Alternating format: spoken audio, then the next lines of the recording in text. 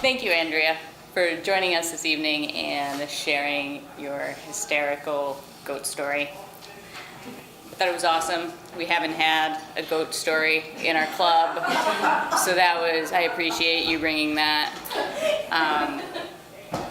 I appreciate that it was true events as well, and that's good to know. I'm glad that you set that up at the beginning. I thought it was a strong way to bring people in to set up the story.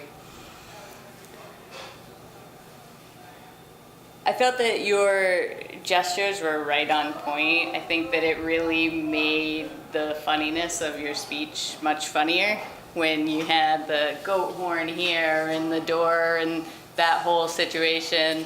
I felt that was really effective, like physical comedy. So that was a very strong point of your speech.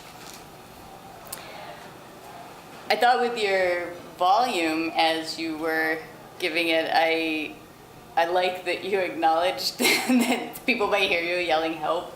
I thought that was interesting to have that presence of mind to do that. That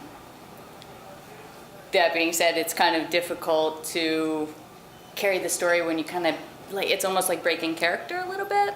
So I understand the environment in that scenario, but maybe that's something you can consider in advance in case you're in that kind of environment again.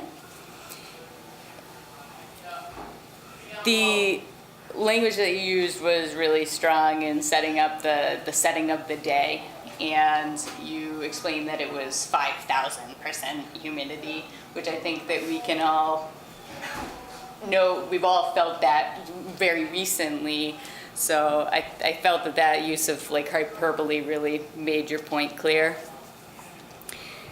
There were some points during your speech where you were really engaged with the audience and looking out and giving great eye contact.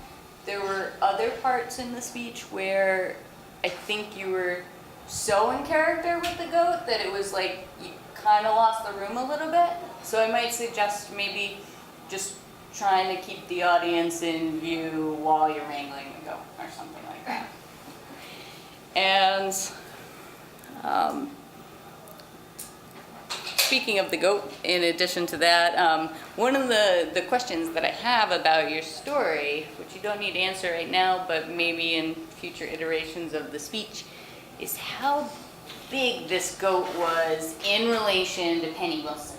Because these two characters in your story, Penny could be really big, the goat could be really little, and it was suggested kind of in your gestures.